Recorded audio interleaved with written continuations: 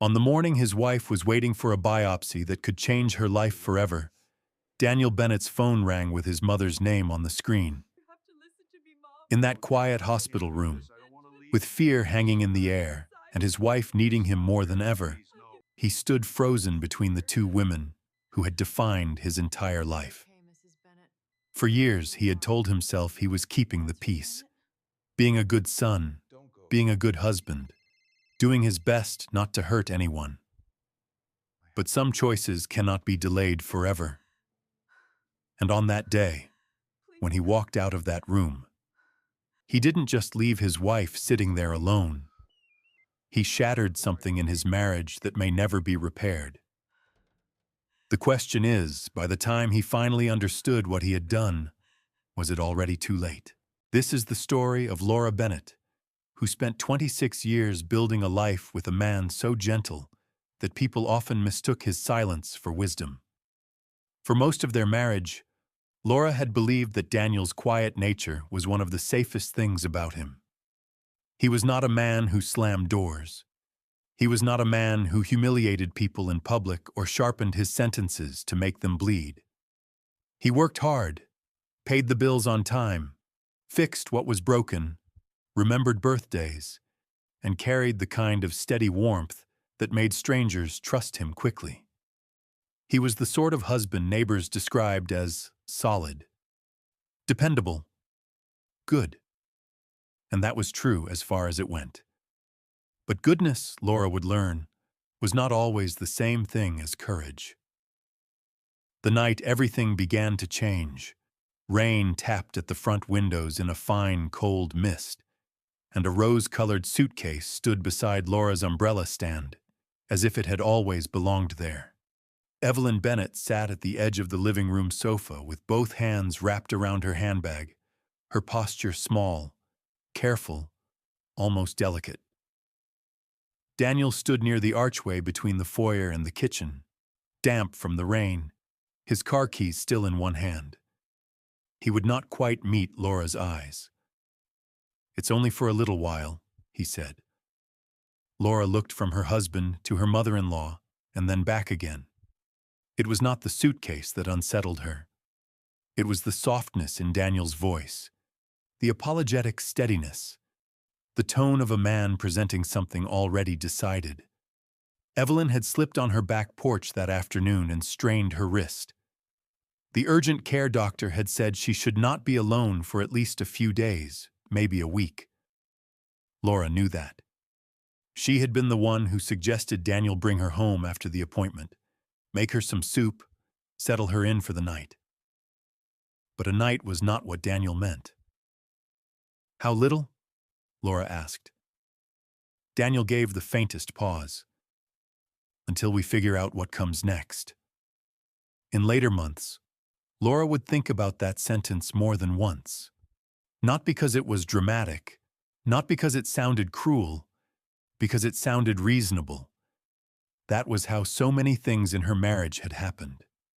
Not with a crash, but with a quiet rearranging. Not with a threat, but with a gentle, practical sentence that left no room to ask who had been consulted or what it would cost. By the time spring came, Daniel Bennett would be forced to answer a question he had spent most of his adult life avoiding.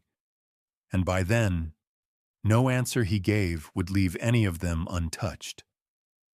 From the outside, the Bennetts had always looked like one of those marriages that survived on decency and routine. They lived in a quiet subdivision outside Dayton, on a street lined with maples and mailboxes painted in fading black. Their house was not large, but it had been cared for. Laura kept the porch swept, the flower beds mulched, the kitchen drawers neat in a way that made even ordinary forks seem to belong to a well-run life. Daniel owned a small electrical business with 2 employees and a truck that always smelled faintly of sawdust and coffee. Their daughter Megan was 24 and lived 40 minutes away in Columbus, where she worked for a nonprofit and came home often enough to still know where everything was in her mother's pantry. They were not flashy people. They were the kind who showed up. Church potlucks, school fundraisers, funeral luncheons. Laura had spent years being grateful for that ordinary steadiness, especially because her own childhood had been noisier and less reliable than the one she eventually built. Her father had drifted from job to job after her mother died young, and Laura had learned early that order was not something life handed you. It was something you made, with your own two hands, and then protected carefully. Daniel had once seemed to understand that about her. When they were younger, he had admired the way she could bring calm into a room. He liked the lists she made, the candles she lit in winter, the practical meals she assembled from almost nothing at the end of long weeks. He teased her about labeling storage bins in the garage, but it was affectionate teasing. He liked being married to a woman who could make home feel deliberate. And for a long time, Laura believed they were building that home together. Evelyn Bennett had not always been a difficult presence in Laura's life. In the early years, she had been polished, brisk, and organized in a way Laura almost respected. Evelyn ironed napkins before holiday meals. She kept wrapped peppermints in a crystal dish by the front door. She remembered who liked dark meat and who preferred white, which neighbor had arthritis, which cousin's son was in trouble again. Her house smelled like hand lotion and lemon polish. She had opinions about everything, but when Daniel's father, Frank, was alive, those opinions moved through a marriage that absorbed them. Frank had been a man of few words and steady habits. He handled Evelyn with the weary ease of someone who had done it for 40 years. When she fussed, he let her. When she worried, he redirected her. When she tried to make every family decision orbit around her comfort, he had a way of setting her back into proportion with one dry sentence and a look over his glasses. Then Frank died of a heart attack at 72 on an ordinary Wednesday in late September, and something in Evelyn narrowed around the empty space he left behind. Grief changed her, but not in the dramatic way people usually imagined grief changing someone. She did not collapse. She did not forget to pay bills or stop brushing her hair or wander her house at night with the television muttering to itself. She did something quieter, and in the long run, far more consuming. She began turning Daniel into the center of her emotional life. At first, Laura understood it. They all did. Daniel was her only son. Carol, his older sister, lived in Arizona and had for years. Laura and Daniel were close by. Of course, Daniel drove over to change light bulbs, look at a noisy furnace, reset the garage code she kept forgetting. Of course, he started taking Evelyn grocery shopping on Saturdays. Of course, he called more often. Frank had been gone only months. Grief made people cling. Laura cooked extra and sent Daniel over with casseroles. She spent evenings at Evelyn's kitchen table drinking weak tea, while Evelyn repeated the same stories about Frank's last birthday, Frank's favorite tie, Frank's habit of leaving the newspaper folded to the crossword. She sat through the early widowhood fog with patience and tenderness, because that was what decent people did. The trouble was that the fog never quite lifted. It simply changed shape and settled into the walls of all their lives. There were little things first. Evelyn began calling Daniel for matters that were not emergencies, but arrived wearing emergency's costume. A lamp flickered. The ice maker sounded strange. Someone from the pharmacy had been rude. She could not remember her online banking password. Her knee felt odd.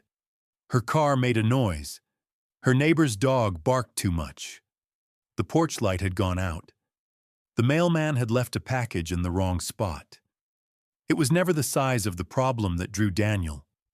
It was the feeling around it, the tremor in Evelyn's voice that made every inconvenience sound like abandonment waiting to happen. Daniel would sigh, apologize to Laura with his eyes, and go. When Laura gently suggested that some things could wait, Daniel always had an answer. She's alone now. It'll take me 10 minutes. She gets anxious. She's had a hard year. All of that was true, which made it hard to argue with, and even harder to identify when compassion had quietly become habit, and habit had become structure. The first time Laura felt the shape of that structure clearly was on their 19th anniversary. She and Daniel had reservations at a small Italian restaurant downtown, the kind of place with low lights and cloth napkins and the same owner greeting guests for years. Laura had bought a new navy dress. Daniel had remembered the reservation without being reminded, which mattered more to her than he probably knew. They had ordered wine. Their meals had just arrived when his phone lit up on the table. He glanced at the screen and Laura saw the change in him instantly. The attention leaving, the slight tightening around the mouth. "It's Mom," he said. Laura set down her fork. "Daniel. She says there's water all over the laundry room floor." Laura did not say what she was thinking, which was that washing machines leaked every day in America without sons abandoning their wives at candlelit tables. She only watched him stand, already reaching for his wallet. "I'll be back as fast as I can." He was gone 48 minutes. When he returned, apologetic and wet from the drizzle outside, the veal had turned cold, and the restaurant staff had stopped pretending not to notice Laura, dining alone in a dress she had chosen carefully for a husband who never quite arrived all the way when his mother needed him. "It was just the hose," Daniel said, sitting down. She panicked. Laura smiled because she had not yet learned how expensive smiling could become. Of course she did. Another time, Megan had a gallery showing for a community arts project she had helped organize in Columbus. It mattered to her. She had called Laura twice that week about what to wear and whether the event would seem childish or small. Daniel promised he would be there. But an hour before they were supposed to leave, Evelyn called, saying she felt dizzy and strange and was afraid something was wrong with her heart. Daniel took her to the emergency room. It was dehydration. Laura and Megan stood beside Megan's carefully arranged display boards, smiling for photos that Daniel did not appear in. Megan tried to cover her disappointment with the practiced maturity of daughters who have been forced too early to understand adult excuses. "It's okay," she told her mother on the drive home. "Grandma's older." Laura kept her eyes on the dark highway. "That doesn't make your father's absence hurt less." Megan did not answer, but Laura could feel the thought forming in the quiet beside her. The thought that children eventually have when one parent is always adapting and the other is always being adapted around. Holidays bent toward Evelyn as well, though Daniel never named it that way. Laura liked the idea of building traditions in her own home. She wanted Thanksgiving once in a while, with her dishes, her timing, her music low in the background, and the sweet potatoes done her way. But every November, there was some reason Evelyn should host. It had always been Frank's favorite holiday. The thought of changing things upset her. She had enough losses. She did not want to feel pushed aside. So Laura cooked half the meal in her own kitchen, carried it across town in foil-covered pans, and spent most Thanksgivings serving dinner in a house where Evelyn still sat at the head of the table and corrected the way gravy was passed. "She's from a different generation," Daniel would say afterward if Laura let a little fatigue show. Laura sometimes wanted to ask him what generation demanded that a widow's loneliness outrank everyone else's life indefinitely, but she rarely did. There were other quiet surrenders. The spare key Evelyn used too freely. The way she let herself in through the back door without knocking because family shouldn't have to announce themselves. The way she folded Daniel's shirts when she visited and laid them in stacks so crisp and familiar that Laura felt, absurdly, like a guest in her own bedroom. The way Daniel never quite took the key back. The way he always seemed to believe that any discomfort Laura felt could be soothed by asking her to be patient one more time. That was Daniel's particular failing. He believed patience was an endless resource in women who loved him. What Laura never said, not even to herself, not clearly, was that Daniel did not really stand between his mother and his wife the way people sometimes praised him for doing. Standing between two people suggests neutrality. It suggests equal distance, equal cost. Daniel's version of the middle was different. He soothed Evelyn and then asked Laura to understand. He absorbed his mother's distress and expected his wife to absorb the consequences. The middle he occupied was built almost entirely out of Laura's willingness to bend. By the time Evelyn slipped on her back porch that November and appeared in Laura's foyer with the rose-colored suitcase, the pattern had already been written for years. The suitcase merely made visible what had long been invisible. At first, Laura told herself it would be manageable. Evelyn's wrist was wrapped and tender, and though she insisted she was more embarrassed than hurt, she moved with the careful fragility of someone who wanted every gesture noticed. Laura set clean towels in the guest room. She made chicken noodle soup.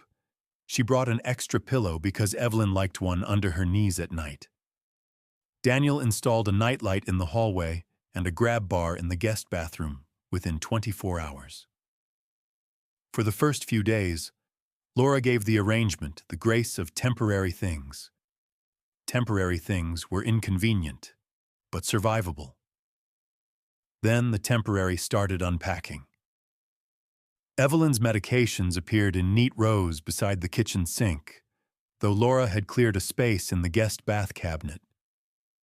2 framed photographs showed up on the dresser in the guest room. One of Frank in his army uniform, one of Daniel at 8 years old in a Little League cap. Laura opened the hall closet one afternoon and found half the shelf space taken by Evelyn's cardigans and scarves. A week later, Evelyn's church mail was forwarded to the house by mistake, or maybe not by mistake. Daniel did not seem to notice the shift in scale, or if he noticed, he chose not to say it out loud. What he did notice was Evelyn's gratitude, which had its own seductive power. She praised him often and with precision. No one fixed things the way he did. No one understood how anxious she got at night. No one else would have rearranged his life this quickly. Laura heard those remarks while chopping onions or folding towels, and she knew they were meant partly as appreciation and partly as a reminder. Daniel was needed. Daniel was good. Daniel was the kind of son other women envied. Laura was needed too, of course, but in a quieter, less flattering way. She was expected. Within 2 weeks, Evelyn had begun reshaping the household by inches. She woke earlier than Laura and liked to claim the kitchen before sunrise, when the house was still blue with winter dawn. Laura would come downstairs to find bacon grease cooling in a skillet, and Daniel's lunch already packed the way Evelyn used to pack it when he was in high school. Sandwich cut diagonally, apple wrapped in a paper towel, napkin folded around the cookie. He always liked it this way, Evelyn said the first time Laura stood looking at the lunchbox in silence. Laura kept her voice even. He also liked me making it for the last 26 years. Evelyn smiled with one side of her mouth, as if the remark had been too small to deserve offense and too true to ignore. Well, a mother remembers. Daniel laughed when Laura mentioned it later, and not because he meant to dismiss her. He laughed because he was uncomfortable. It's just lunch. It isn't just lunch. He rubbed a hand over his face. Laura, she's here because she needs help. Does every little thing have to become a problem? That question lodged under Laura's ribs for days, because there it was again. Every little thing. As if the things that slowly made a life livable were too small to matter until they were gone. Megan came home one Saturday in December and saw more in 2 hours than Daniel seemed able to see in 2 months. Evelyn corrected the way Laura set out coffee mugs. She asked Daniel if he still preferred his eggs over medium, as though Laura had not cooked his breakfasts for a quarter century. She told Megan lightly that her mother had become a bit particular about where towels went, which was a remarkable sentence to hear from a woman who had once reloaded Laura's dishwasher after Thanksgiving because the serving spoons faced the wrong direction. When Evelyn went upstairs to rest, Megan stood at the sink drying plates and said quietly, "How long is Grandma staying?" Laura kept her eyes on the dish in her hands. "I'm beginning to think that depends on whether anyone ever says out loud that she can't stay forever. And Dad won't." Laura gave a tired little smile. "Your father hates being the bad guy." Megan folded the towel over once, sharply. Then he should notice who he keeps making live with it. Laura looked at her daughter then, really looked, and felt the disorienting ache of hearing her own private exhaustion spoken aloud by someone younger. Someone who had grown up watching more than Laura had realized. "She's still his mother," Laura said, though it sounded weak to her even as she said it. Megan nodded. "And you're still his wife." That night, Laura lay awake beside Daniel listening to the heat kick on and off through the vents, and thought about how often women defended the very arrangements that were eroding them. Not because they were blind, because seeing clearly would require action, and action might dismantle the thing they had spent years trying to preserve. A few days before Christmas, Laura answered the house phone and heard Carol Bennett's voice for the first time in nearly a year. Carol, older than Daniel by 5 years, had been treated for so long as the family disappointment that Laura had almost accepted the story without questioning it. Carol had left Ohio in her 20s, married young, divorced young, moved to Arizona, remarried, built a life that seemed at once distant and vaguely suspect to Evelyn, who described it as unstable with the same pursed mouth she used for women who wore too much perfume to church. Carol called on birthdays. She sent checks when medical expenses came up. She flew in when Frank died and stayed 10 tense days. But in Evelyn's version of family history, Carol had chosen herself, while Daniel had stayed. Laura used to admire Daniel more because of that. Now she was less sure. "Hi, Laura," Carol said. "I was calling for Danny, but he's probably at work." "He is." There was a pause. "How's my mother really doing?" Laura almost said fine. It was the polite answer, the expected answer. But some mixture of fatigue and loneliness loosened her restraint. "She's doing well enough to reorganize my kitchen," Laura said. Carol let out a short breath that might have been a laugh and might have been something sadder. "Ah!" The sound of that one syllable made Laura straighten. "You say that like you're not surprised." "I'm not," Carol said carefully. "I'm also not trying to make your life harder by saying what I think over the phone." Laura leaned against the counter. "What do you think?" Carol was quiet for a moment. "I think my brother has spent his whole life confusing guilt with love where our mother is concerned. And I think she knows exactly how to live inside that confusion." Laura said nothing. Carol's voice softened. "That doesn't make her evil, Laura. It makes her lonely and afraid and very practiced. But if Danny is telling you this is temporary, don't let temporary become a shape your whole marriage has to fit." Laura ended the call unsettled in a way she could not easily explain. It would have been easier to dismiss Carol if she had sounded bitter or dramatic. She sounded neither. She sounded tired, like a woman naming weather she had walked through once herself. Christmas came with all the old rituals and all the new strain. Evelyn insisted that, despite her wrist, they should still celebrate at her house because traditions matter more when life has been unsettled. Daniel agreed before Laura had finished opening her mouth. So Laura packed the ham she had glazed herself, the sweet potato casserole, the rolls, the pie, and drove everything across town while Daniel loaded Evelyn into the passenger seat like a cherished relic. At Evelyn's house, Laura cooked in a kitchen that still held Frank's old coffee mug on a hook and a faded calendar from the funeral home tucked in a drawer. Evelyn sat at the table offering observations. The carrots were soft enough. The ham needed 10 more minutes. Megan's gift wrap could have been neater. Daniel hovered, trying to help both women, which usually meant helping neither in the way either actually needed. When Megan stepped outside to take a call, Evelyn looked at the table settings and said, almost casually, "I always think it's a pity when women stop making holidays feel special after a certain age."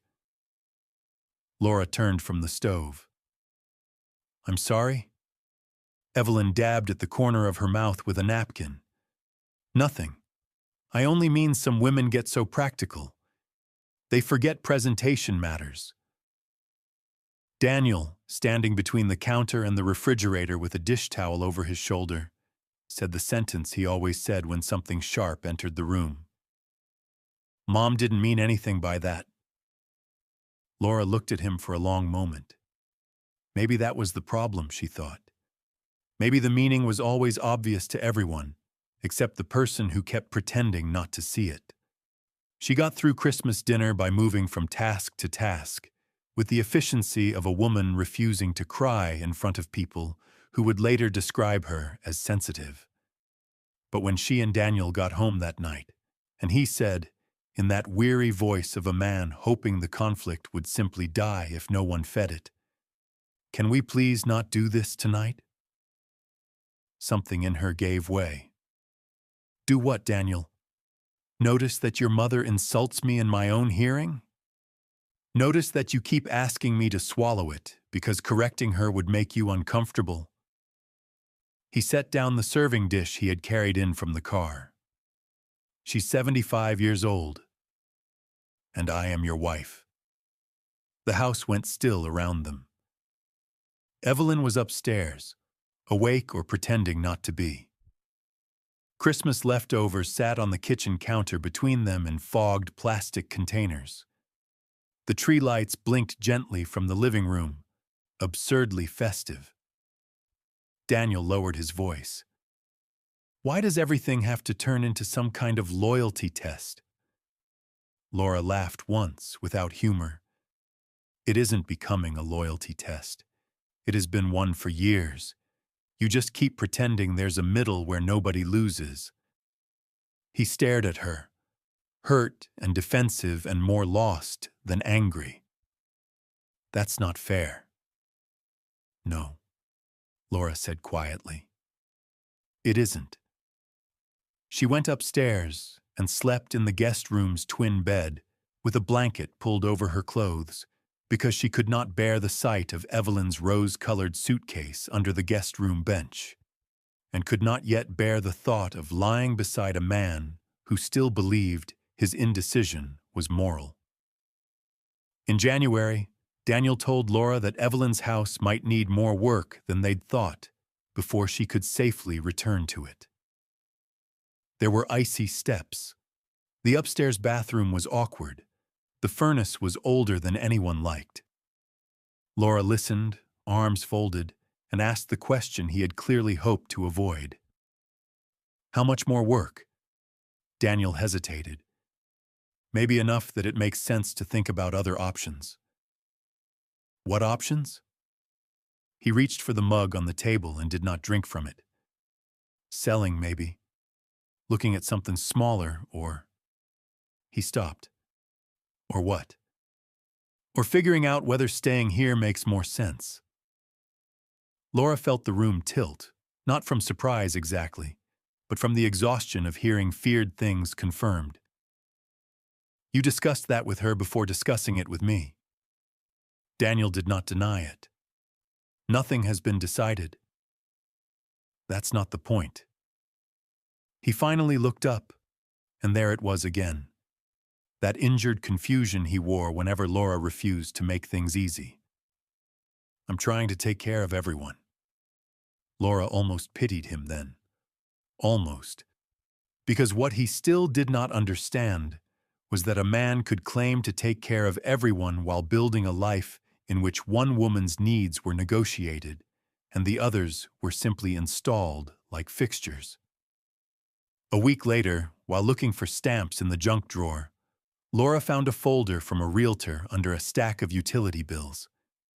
Inside were market comparisons for Evelyn's neighborhood, estimated sale prices, and a handwritten note in Daniel's printing. Ask about fast, close/first floor suite at our house. Laura sat at the kitchen table staring at the paper until the words lost shape. When Daniel came home that evening, she laid the folder in front of him without preamble. His face changed at once. How long? She asked. He took off his coat slowly. A few weeks. You were planning to sell your mother's house and move her in here permanently, and you were waiting to tell me after you'd made peace with it yourself. That's not what this is. It is exactly what this is. Evelyn appeared in the doorway then, drawn by voices. She looked from one face to the other and seemed, for the first time in months, genuinely uncertain. Daniel picked up the folder as though hiding it would undo what Laura had seen. Mom, can you give us a minute? Evelyn's chin lifted. If this concerns me, I'm not sure why I should be sent away. Laura stood. Because for once, I would like to have a conversation with my husband about our marriage without your presence determining the outcome. Evelyn's face tightened with wounded dignity. I never asked to be a burden. No, Laura said, and her voice was tired rather than cruel. You just keep making it impossible for anyone to say out loud that you have become one. Daniel flinched, as if Laura had struck the room itself. Evelyn went pale. For one dangerous second, Laura thought the older woman might cry. Instead, she drew herself upright with the brittle composure that had ruled decades of family meals. I see, Evelyn said. Then perhaps I should know when I'm no longer welcome. Laura wanted very suddenly to sit down, to rewind, to say something gentler and still somehow true, but she was too far inside the truth now. It isn't a matter of welcome, she said. It's a matter of whether this house is still allowed to belong to the marriage that built it. Daniel set both hands on the chair back between them. Stop. Both of you. But Laura was done stopping. No, Daniel, you stop. You stop acting like this is happening to you instead of because of you. That night, Evelyn locked herself in the guest room. Daniel slept on the downstairs couch. Laura lay in their bedroom alone, staring at the ceiling fan turning shadows across the dark, and understood, with a clarity so sharp it almost felt like relief, that marriages rarely broke at the moment of the loudest argument. They broke much earlier, in the long season when one person's comfort was always purchased with the other's silence. In February, Laura found the lump. It was small, almost easy to miss, high in the outer curve of her left breast. She noticed it while changing after a shower. One hand still damp, the bathroom mirror fogged at the edges. She pressed again because surely she had imagined it. But there it was, real, distinct, terrifying in the quiet, ordinary way frightening things often first appear. She made the appointment herself. Mammogram, ultrasound, then a biopsy. Daniel came with her to the imaging center after she told him, and for the first time in months, Laura saw something in him that was not divided. He was frightened, really frightened. He held her hand in the waiting room and asked twice whether she wanted him to reschedule work for the rest of the week. His attention, focused and undiluted, felt so unfamiliar that it nearly broke her heart more than if he had been distracted. When the radiologist recommended a biopsy, Daniel's face went white. "We'll get through it," he said in the parking lot. Laura stood with her purse hanging from her shoulder and looked at him a long moment. "Will we?" He knew what she meant. She could see it in the way his mouth tightened. For the first time in a very long while, Daniel did not defend himself. "I know I've failed you." The words were so plain that Laura almost cried on the spot. But she had become careful with hope. Too many things had sounded like change when they were only temporary discomfort. "My biopsy is Thursday morning," she said. "I need you there. Not physically in the room. Just there. The whole time." "I'll be there," he said at once. He was sincere when he said it. That was the tragedy of Daniel Bennett. He was sincere almost every time. The night before the biopsy, Megan drove down and brought takeout Laura barely touched. Evelyn moved around the edges of the evening with unusual quiet, as though even she understood that fear had entered the house in a form more serious than household tension. She set a mug of tea beside Laura without comment. She asked whether Daniel would be taking the truck or the sedan in the morning because roads were slick. For a brief hour, the strain among them seemed less like conflict than a weather front all of them were trapped beneath together. Laura nearly mistook that for grace. The morning arrived gray and brittle with freezing rain. Daniel drove Laura to the outpatient center before dawn. She sat in the passenger seat with her coat folded over her lap and looked out at the colorless fields beyond the highway barriers. In the waiting room, nurses moved briskly between stations, and the television played a muted morning show no one was watching. When they called Laura back to prep, Daniel kissed her forehead and said, "I'm right here." The words should have calmed her.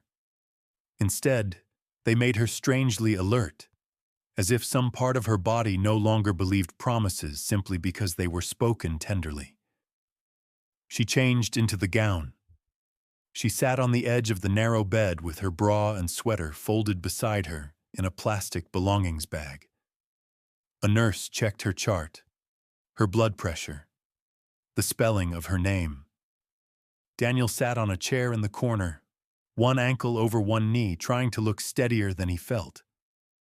Then his phone buzzed. Laura saw the name before he could angle the screen away. Mom. He did not answer the first call. It buzzed again, almost immediately. Then a third time.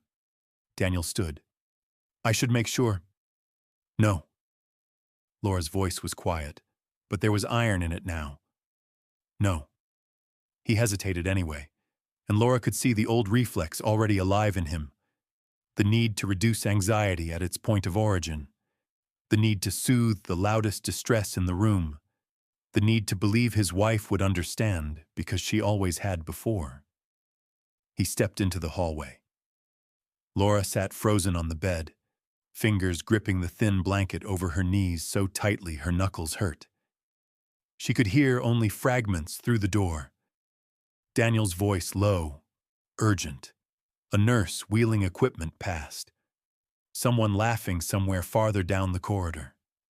Then the door opened, and he came back in. All the color gone from his face. "She drove to the old house," he said. "She slipped in the basement. She says she can't get up." Laura stared at him. For one suspended moment, the whole shape of her marriage stood between them in fluorescent light. "Call 911, she said. "I did. But she's there alone and she's scared." Laura held his gaze. so am I. The sentence landed. She saw it land, saw the pain in him, the confusion, the panic of a man who had finally reached the edge of the middle he had spent his life inhabiting, and found there was no floor beneath it. "I'll be back before they even take you in," he said, and his voice broke on the last word, because some honest part of him knew what he was doing even as he did it. Laura did not shout, did not plead. That was over. "If you walk out," she said, "don't tell yourself again that you didn't choose." He stood there 1 second longer, the phone still in his hand. Then he left. The biopsy went forward because life does not pause for the dramas people believe should make it pause. A nurse named Tasha took Laura's hand when she started shaking. Megan answered her phone on the second ring and arrived before Laura was discharged, coat half-buttoned, hair damp from the rain, fury and fear warring in her face. "Where is Dad?" she asked. Laura looked at the floor. "With your grandmother." Megan closed her eyes. Laura would later remember almost nothing from the drive home, except the motion of windshield wipers and the fact that she did not ask to go back to her own house right away. Megan took her instead to her apartment in Columbus, made tea, set out clean pajamas, and sat beside her on the couch in silence until Laura finally began to cry. It was not dramatic crying, not loud, not theatrical. It was the exhausted unraveling of a woman who had held her marriage together through years of small humiliations and had just watched, under hospital lights, the last useful illusion leave the room. The pathology call came 2 days later. Stage 1. Small. Treatable. Surgery recommended. Then likely radiation. Laura listened with a notebook in her lap and wrote down words she never imagined writing next to grocery lists and library due dates and paint color samples. Lumpectomy, margins, oncology consult, good prognosis. Good prognosis, the doctor said, in the tone professionals use when they are handing someone fear packaged with hope. Daniel drove to Columbus that evening. Laura almost did not let him in. But some part of her was tired of locked doors and delayed conversations, so she opened Megan's apartment and stood aside. He looked wrecked, not theatrically guilty, not polished into a husbandly apology, truly wrecked. His beard had gone uneven from mist shaving. His eyes were bloodshot. His coat smelled faintly of the old house, damp wood and furnace dust. "How is she?" Laura asked before he could speak. It was not generosity. It was realism. "Sprained ankle, bruised hip. She scared herself more than anything." He swallowed.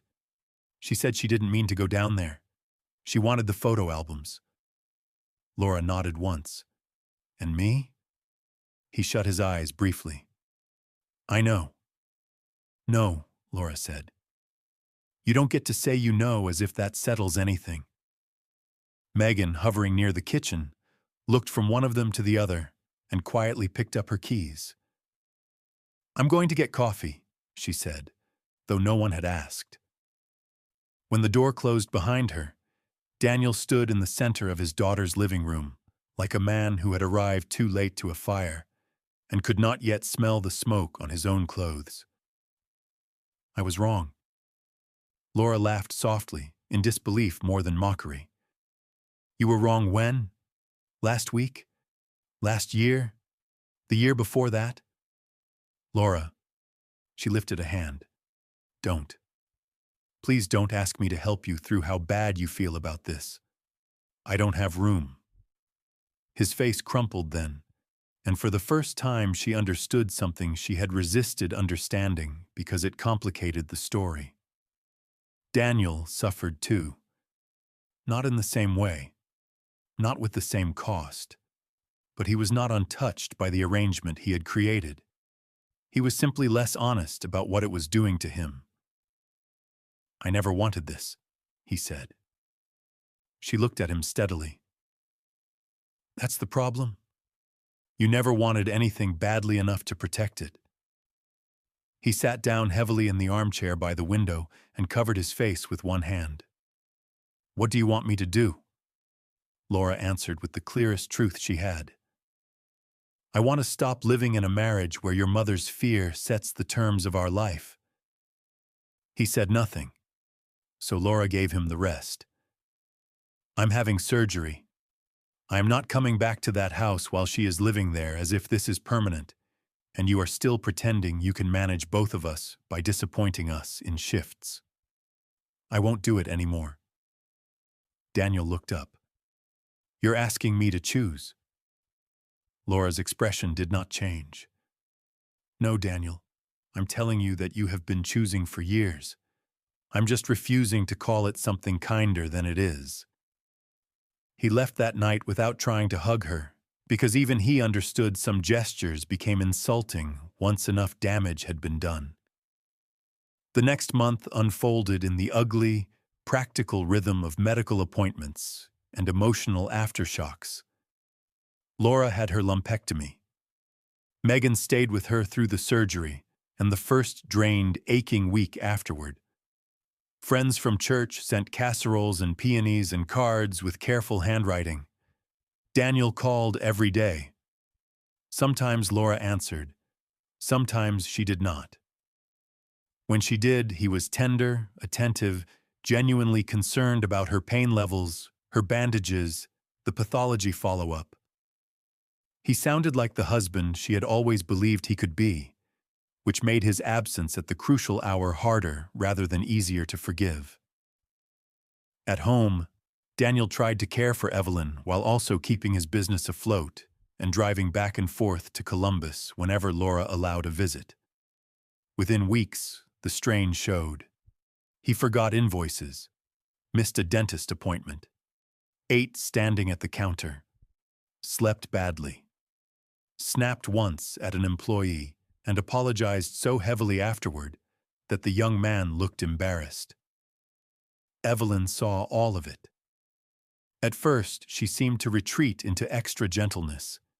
She thanked him more often. She said she could manage alone when he went to visit Laura, though her voice always trembled just enough to make him uncertain whether she meant it. But strain has a way of making performances harder to maintain, even the performances people have lived inside for years. One afternoon, while Daniel was helping her to the car for a follow-up appointment, Evelyn said with sudden sharpness, I never asked her to make this into a war. Daniel stopped with one hand on the passenger door. It became a war a long time ago, Mom. We just kept calling it something else.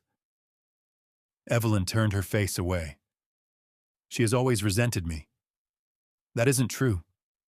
She wanted to replace me. The sentence hung in the cold air between them, so revealing that Daniel almost stepped back from it physically. No, he said at last, quietly. She wanted to be my wife. That night, long after Evelyn had gone to bed, Daniel sat at the kitchen table alone and finally allowed himself to think a thought he had avoided for years, because it accused not only his mother but himself.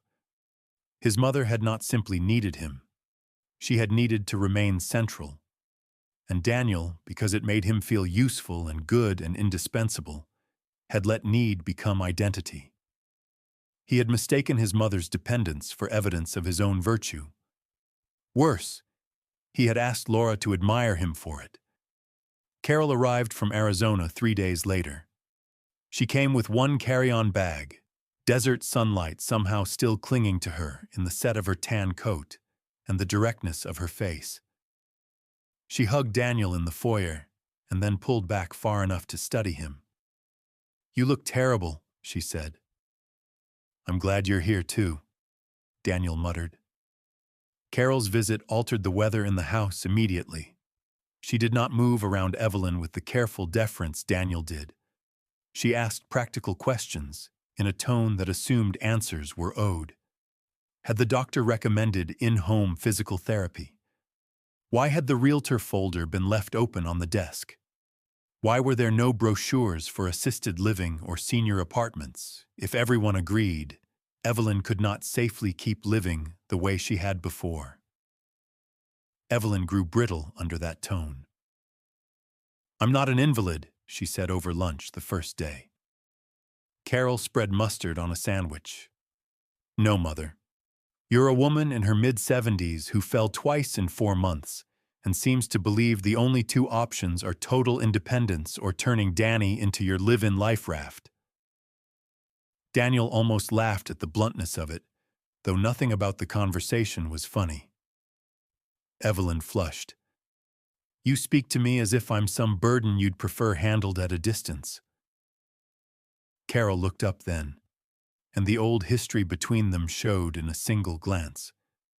"That's not fair, and you know it." "I know you left," Evelyn said. Silence dropped hard into the room. Daniel felt suddenly 10 years old, sitting at another table while women exchanged truths men preferred not to name. Carol set down her knife. "Yes," she said. "I left. I left because after Dad died, you didn't want children anymore. You wanted replacements. There is a difference." Evelyn went very still. Daniel stared at his sister, Carol. But Carol was looking only at their mother now. "I sent money. I called. I offered to help hire people. I begged you to move somewhere with neighbors and support. You refused all of it because none of it gave you what you actually wanted." "And what was that?" Evelyn asked, voice shaking. Carol's answer came without cruelty, which made it worse. "You wanted one of us to prove you were still the center of someone's life."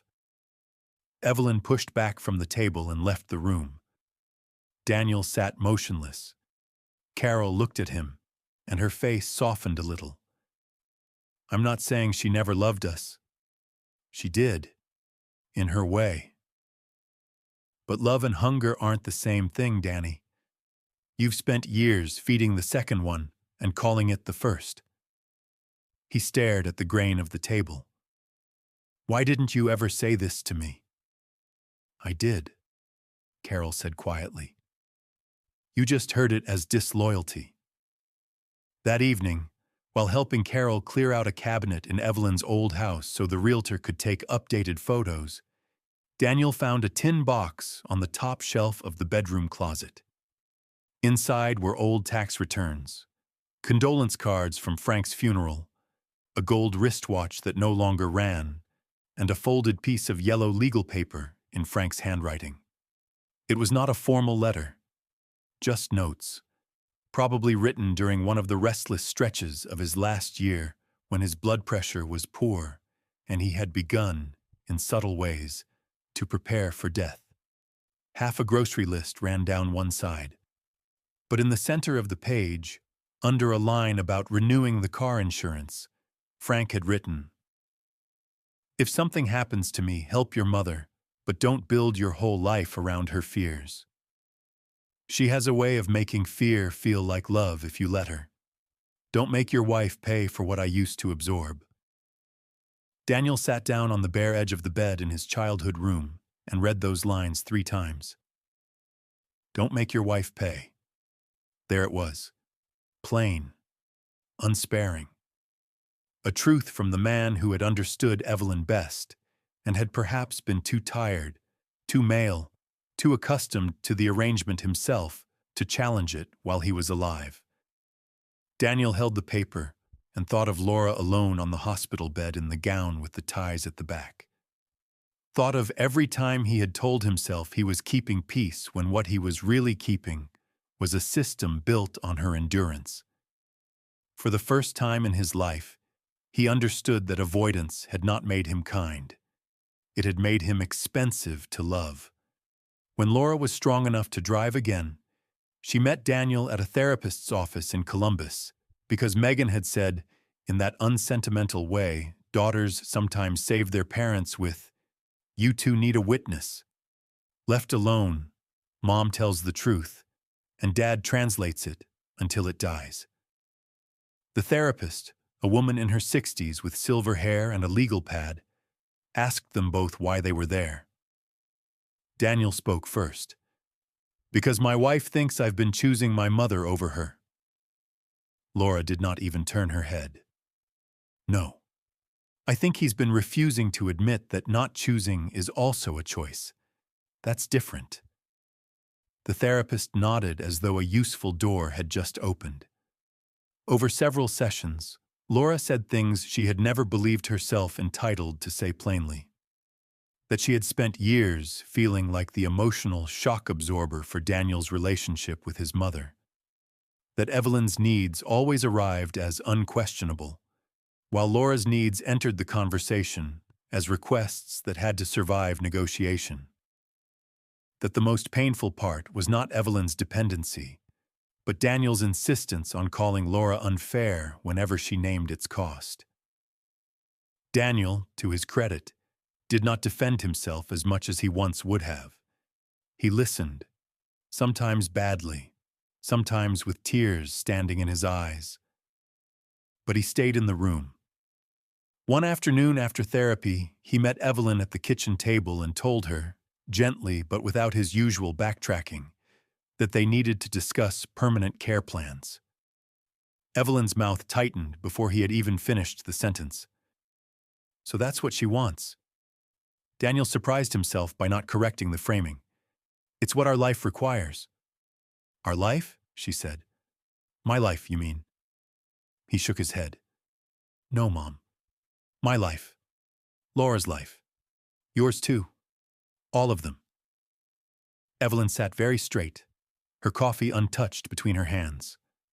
"I won't be sent away." The old Daniel would have rushed to reassure. "Not this time.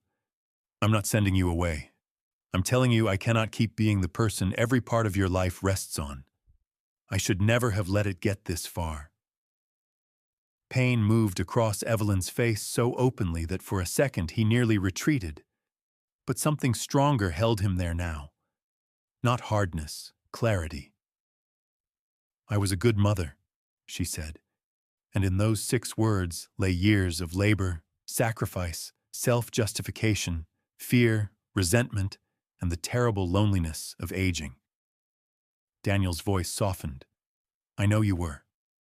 Then how can you do this?" Because truth had finally become less frightening than the life he had built avoiding it, Daniel answered honestly. "Because loving you cannot keep meaning failing everyone else." Evelyn looked at him for a long time. Then slowly, she said the truest thing she had perhaps ever said to her son. "After your father died, the house became so quiet, I thought I might disappear in it." Daniel's throat tightened. "I know." "No," she whispered. "You don't. You don't know what it is for the world to stop needing the version of you that defined your whole life." And there it was. Not manipulation, at least not in that moment. Not strategy. Just the raw fear underneath it all. The fear of becoming unnecessary. Of being moved to the edge of one's own story. Daniel reached across the table and put his hand over hers. "Then we should have helped you build a different life. Not asked Laura to disappear in yours." Evelyn cried then.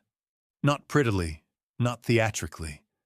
With the stunned grief of a woman finally hearing the truth beneath the arrangements she had spent years defending. A week later, Laura received her treatment plan. Radiation would start in early May. "Manageable," her doctor said again. "Tiring but manageable." On the same day, Evelyn's physician recommended that she move to a senior apartment community with on-site support and physical therapy, at least for the next year. Not a nursing home, not institutional exile, a place with elevators, emergency pull cords, transportation, meals if wanted, other people her age, scheduled care. Daniel sat in the parking lot after that appointment with the brochure on his lap and understood that the moment had finally arrived in a form no one could rename. There it was. Concrete. Adult. plain. He could continue building his life around his mother's refusal to adapt, or he could build a boundary that might still allow love to exist without devouring his marriage whole. That evening, he drove to Columbus and met Laura at a small park near Megan's apartment, where trees were just beginning to show the first thin green of spring. Laura wore a light coat and walked slowly because the soreness under her arm still bothered her when she moved too fast. They sat on a bench facing a pond, dull with evening light. Daniel did not start with apology. They had both grown tired of apologies that asked to be admired for their sincerity before they had produced any cost. "I toured Willow Creek today," he said. "Senior apartments, physical therapy on site, emergency staff." Laura said nothing. "I'm moving Mom there next month," he continued. "I've already started the paperwork." Laura turned to look at him then, searching his face for the soft seams where he might still back away. "And if she refuses?" "She's already refusing." He let out a breath. "I'm not asking her permission for the structure of my marriage anymore." The sentence settled between them with more weight than volume. Laura looked out across the water again. A pair of ducks cut a narrow line through the reflected sky. "Why now?" Daniel answered without protecting himself. "Because I finally understand that waiting for things to resolve without hurting anyone was just another way of making you bear the hurt first." Laura's eyes filled unexpectedly. Not because the words fixed anything. They did not.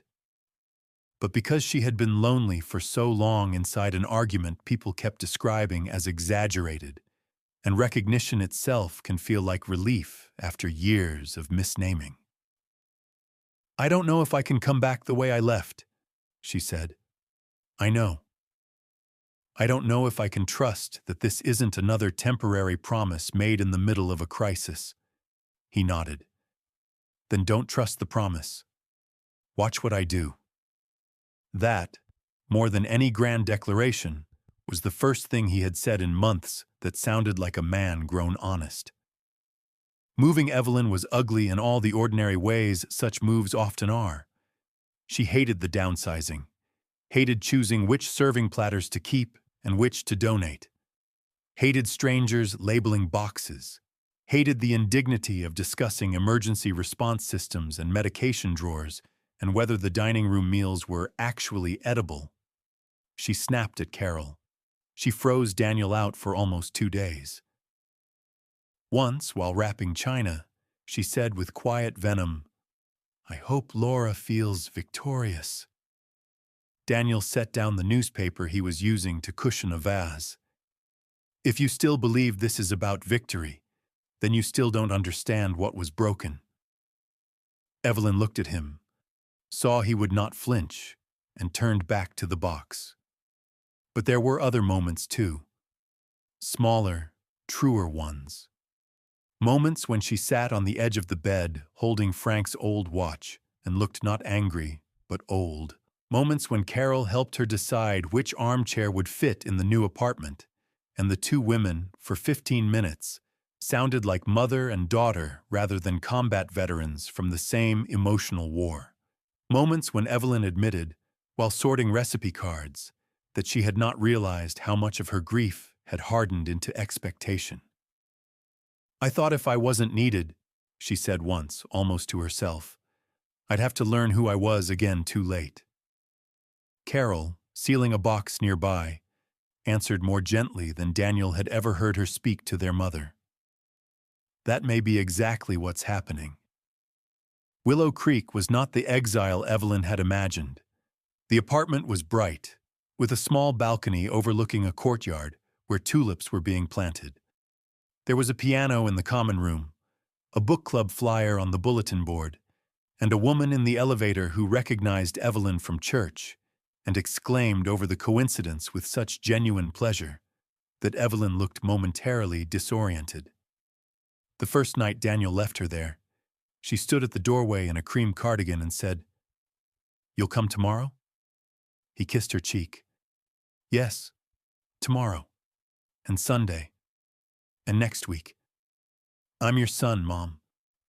I'm just not your whole life anymore. She closed her eyes briefly, accepting the blow and the mercy in the same sentence. Laura did not move home the next day, or the next week. Some wounds need evidence more than language. She continued radiation. Daniel drove her when she let him, sat in waiting rooms with coffee gone cold in his hands, helped change dressings when the skin under her arm turned tender and red. He went to therapy. He returned the spare key Evelyn had once used to enter their house and installed a smart lock Laura alone controlled. He turned the old guest room into a room again, not a memorial to a temporary arrangement that had nearly consumed them. He asked before making plans. He listened when Laura spoke, even when what she said left him ashamed.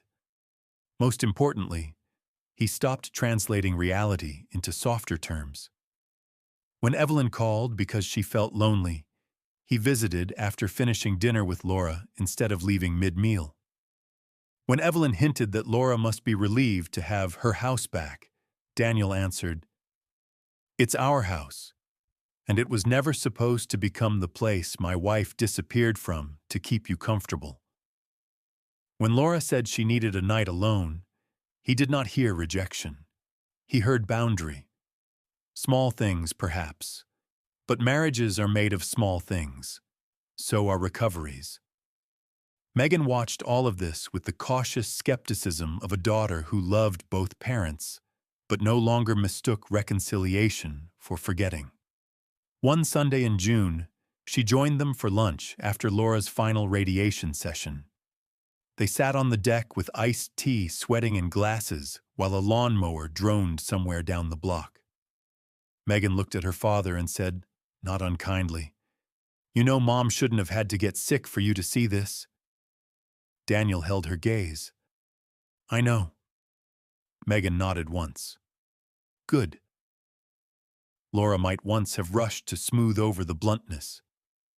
She did not anymore. There was a strange peace in no longer treating honesty as a social problem to be solved. By midsummer, Laura was sleeping at home again 3 nights a week. It was not a cinematic return. No dramatic embrace in the doorway. No music swelling over a perfected forgiveness. She came back the way women often return to damaged things they have decided are not beyond saving. Carefully, observantly, with one hand still on the truth. There were setbacks. Days when Evelyn called in tears after an awkward interaction at Willow Creek, and Daniel's voice tightened with old guilt. Evenings when Laura, seeing his expression change, felt a flash of panic so sharp it tasted metallic. Once, after a long visit with Evelyn ended in accusations about abandonment, Daniel came home brittle and distant, and Laura said, "You're doing it again. You're bringing her storm into every room." He went for a walk around the block, came back, and said, "You're right," instead of arguing. That mattered. Late in August, Daniel invited Laura to come with him to Willow Creek for Evelyn's birthday. Laura considered refusing. Then she thought of something her therapist had said. Boundaries are not only about distance. Sometimes they are about entering a room without surrendering yourself inside it. So she went. Evelyn's apartment was neat, tasteful, and unmistakably hers now. The rose-colored suitcase sat empty on the top closet shelf. Frank's watch rested in a dish by the bed. There were 2 new potted herbs on the balcony and a flyer for beginner watercolor classes tucked under a stack of mail. During cake, a woman from down the hall stopped by with a card and called Evelyn the best rummy player in the building. Evelyn pretended annoyance, but there was pleasure beneath it. At one point, while Daniel and Carol were in the hallway discussing a maintenance issue, Evelyn and Laura found themselves briefly alone at the little dining table. For years, Such moments had felt like standing in a room where no one admitted the gas was on. This one felt different. Not easy, but breathable. Evelyn folded and unfolded the corner of her napkin. "I know you think I ruined your marriage," she said at last. Laura considered the sentence carefully. "No," she replied. "I think your son and I let something unhealthy become normal because neither of us wanted to face the cost of naming it." Evelyn looked down. "That's generous." "It isn't. It's accurate." For a while, neither spoke. Then Evelyn said very quietly, "I was angry at you for years, and much of the time it had nothing to do with you. You represented a life that moved forward when mine felt finished." Laura's throat tightened with the familiar ache of hearing truth from the person she had once wanted only to accuse. "I know." "No," Evelyn said, with an old habit of emphasis that had not entirely left her. "You know now? You did not know then. Then I made sure all you could see was my interference." Laura could have chosen that moment to ask for apology, to gather old injuries and lay them out one by one. Part of her even wanted to. But age and illness and months of forced honesty had taught her that not every resolution arrives shaped like the vindications people imagine. "I can live without hearing you say sorry 100 ways," she said. "I just can't live in that arrangement again." Evelyn nodded once, and in that nod was more surrender than Laura had ever seen from her. "You won't." When Daniel came back into the room carrying extra paper plates, he glanced between the two women, as if sensing some shift too subtle to name. Laura met his eyes, and for the first time in a very long while, did not see a man trapped between demands. She saw a man finally learning that love was not proved by permanent self-division. The family was never remade into something simple after that. Laura and Daniel stayed in counseling another year. Some of the scar tissue in their marriage softened, some of it remained. Laura loved him, but she loved him with clearer edges now. Daniel visited Evelyn often, but not automatically. Carol called more and even flew in twice without a crisis forcing it. Megan, relieved by changes she had once doubted would come, allowed herself to laugh more freely around all of them. There was no single grand reconciliation, only a series of better choices made after worse ones had been acknowledged, which, in many real families, is the closest thing to healing there is. On an October afternoon, nearly a year after the rose-colored suitcase first appeared in Laura's foyer, Daniel and Laura drove home from Willow Creek with the windows cracked to let in the cool air. Evelyn had joined the watercolor class after all. One of her paintings, a crooked but cheerful vase of daisies, was taped to the bulletin board in the lobby. She had rolled her eyes when Daniel praised it, but Laura had caught the small, involuntary smile that followed. The maples were turning. Leaves skittered across the road in bright, dry bursts. Daniel rested one hand on the steering wheel and said, after a long, comfortable silence, "I used to think being good meant making sure no one was upset with me." Laura looked out at the trees passing by. "A lot of people mistake that for goodness." He glanced at her. "Do you?" She let the question sit for a second before answering. "I think goodness without courage becomes a burden somebody else carries." Daniel nodded, as though the sentence would stay with him, and perhaps it did. When they got home, Laura unlocked the front door and stepped into the house she had fought not merely to keep, but to remain visible inside. The air smelled faintly of cinnamon from the candle she had lit before they left. A stack of library books sat on the side table. Daniel's jacket still hung on the chair where he had dropped it that morning. Ordinary things. Precious things. For years, Laura had believed that the great danger in marriage was loud betrayal. The obvious kind, the kind with witnesses and shocking headlines. But some of the deepest betrayals arrived quietly. In the repeated decision to postpone one person's dignity because another person's fear felt more urgent. In the habit of calling sacrifice love long after it had turned into erasure. Daniel had not become a villain in order to hurt his wife. Evelyn had not become monstrous in order to keep her son close. Laura had not become cold in order to survive them. They were, all three of them, more human and more flawed than the simpler stories families like to tell about themselves. That was why the truth took so long. In the end, Daniel did choose. Not in one dramatic gesture, and not without cost. He chose when he stopped letting guilt govern what love looked like. He chose when he accepted that protecting his mother from every lonely hour had required offering his wife up to years of smaller loneliness instead. He chose when he learned that a man could honor the woman who raised him without asking the woman beside him to disappear in tribute. And Laura chose too. She chose not to confuse forgiveness with amnesia.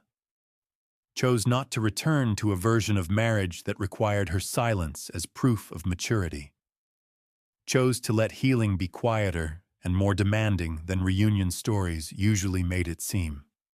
As for Evelyn, she learned late what many people learn late. That being needed is not the same thing as being loved, and that a life cannot be built forever on the fear of being left behind. Some families break all at once, in one spectacular act no one can deny. Others break slowly, through years of accommodation so familiar it begins to look like character. The Bennetts were the second kind. Their healing, such as it was, had to be built the same way. Slowly, truth by truth, boundary by boundary, until the old shape no longer fit. And if peace finally came to them, it did not come because one woman won and another lost. It came because, at last, someone stopped calling the middle a place no one bled. Sometimes the greatest miracle is not that God removes every burden from our lives, but that He opens our eyes in the middle of pain and gives us the courage to choose what is right. This story reminds us that in everyday life, love is not just about being kind, keeping the peace, or making everyone comfortable. Real love requires honesty, boundaries, sacrifice, and the strength to stand where God is calling us to stand. In many homes, the deepest wounds do not come from one cruel moment, but from small daily choices, from silence, from fear, and from the things left unsaid. But even then, God can still work through broken hearts, strained families, and painful seasons to bring truth, healing, and a new beginning. So if this story touched you, please share your thoughts in the comments. Share this video with someone who may need it, and subscribe to the channel for more stories that speak to the heart. And may God bless every person watching, bring peace to every troubled home, comfort to every weary soul, wisdom to every difficult choice, and grace to every family that is still hoping for its own miracle.